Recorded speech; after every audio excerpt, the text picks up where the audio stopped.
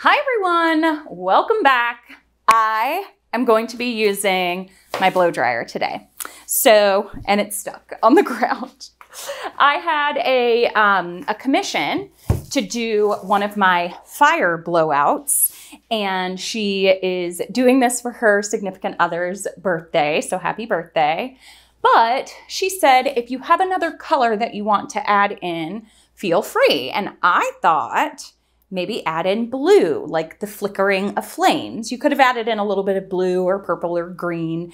The one thing I am worried about, not worried about, but the blue and the yellow may make a type of green, and she didn't really ask for green in there, but I'm gonna see how it comes out. I also mixed a little bit of gold and into both my orange and my yellow, but I'm not putting gold directly into the painting itself. So let's paint. All right, I am gonna get right into this one. This is a 24 by 24 inch canvas. It's actually, I haven't painted on one. I haven't done a blowout on one this big in a while. I do have, so this was probably about 16 ounces of paint in this one.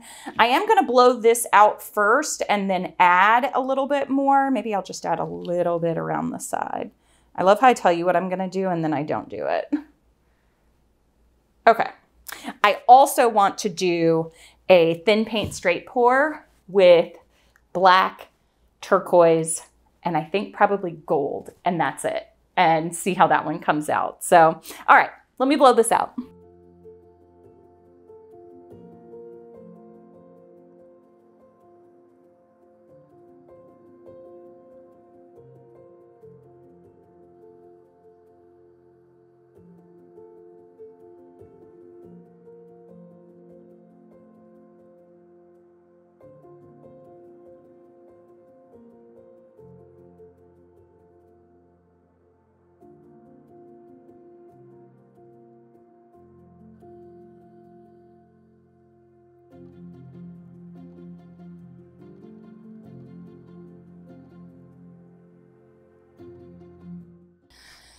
All right, so I have cleaned up my sides and I think I'm gonna go for this. Now, a couple things. People are new to my channel every now and again, and I, talk a lot about tips and tricks in my videos, but sometimes people miss it. So a couple questions I get: why am I using the torch to pop the air bubbles? And sometimes it creates cells, but primarily for the air bubbles.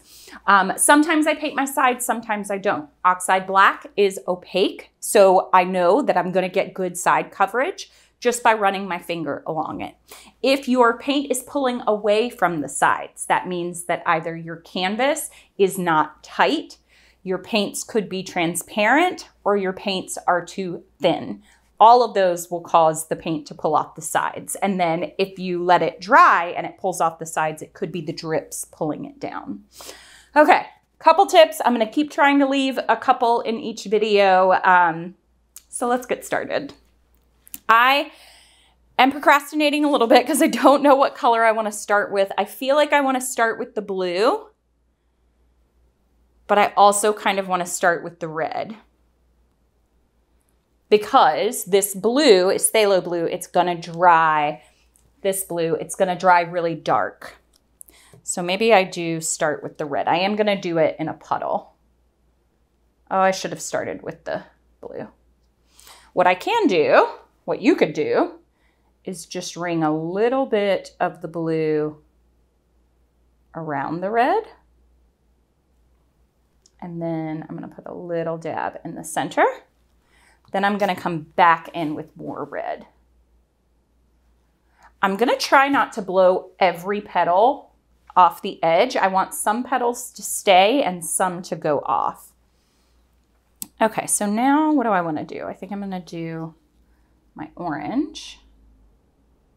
Next, I am gonna put some white on the top to kind of brighten it up.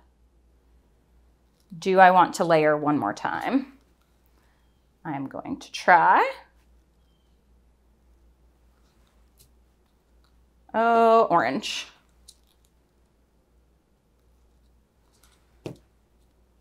And when you blow your petals, you're going to have to blow from the center to make sure that you don't leave too much paint pooled around. And also you don't want it to crack in that side, in that inside. Okay. And then a little bit of white. You might spiral that on out just a little bit. All right, let's see how this one goes. I haven't done this in a long time.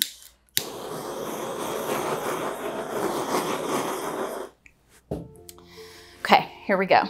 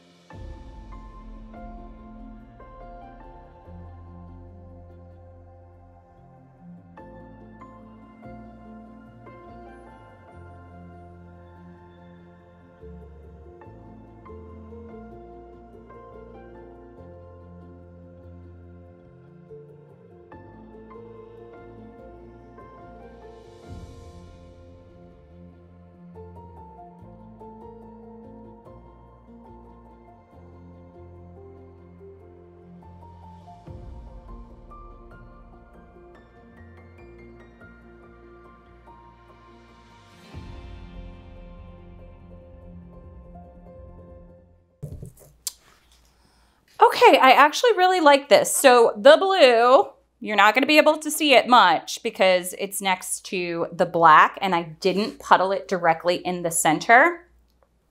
I just didn't want it there. I just wanted kind of an essence of it. I tried not to go off with each petal, so I am happy about that. I don't really love that this piece right here went off, but I'm going to do some swigglies too. Most of these colors are semi-transparent or transparent, and so you can see them through each other, and I really like that. I'm just getting rid of some of these jagged lines through here. I don't like those as much. I'm just creating my curly cues and my interest. Up here, this one got pretty jagged. Yeah, the blue, if I had put the blue in the center, I was worried it would take over a little too much, but I probably should have wrung it in there one more time, but we'll see. The white would have caught on it and would have brightened it so you could see it a little bit better on the black base. I'm just looking for balance. I feel like I did pretty good getting it in the center of the canvas. Normally I am so lopsided, which is also okay. I think I'm done with squigglies. I'm gonna give it a torch in the center, see if anything else pops up. Now, one thing you do not wanna do in the center with the black base, I say don't wanna do, but it will change your design. If I were to stick my finger in here to try to get a few more cells to pop up, like I see a little black dot right here, I might try to get that. I might get a toothpick and try to get that. But if you dip your finger in there, the black from the base is going to come through and you'll have these black spots in the middle. All right, so I'm gonna torch.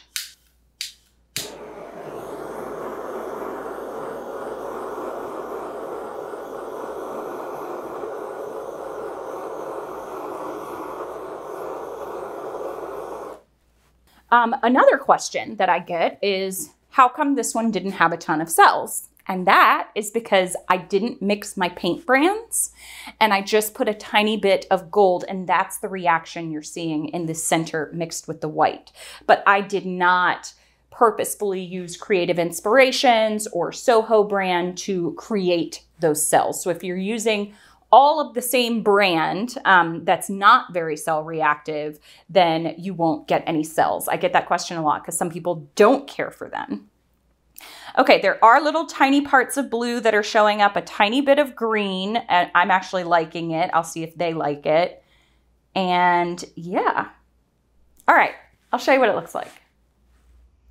This one truly looks like an explosion from the center. I really like that. It's not, my camera is not showing the colors very well. But there, so you can see the blue here, but it's not gonna show up that bright. I am also really glad that I blew this out into 5 petals. I was really trying to take my time and decide where I wanted to blow on this one.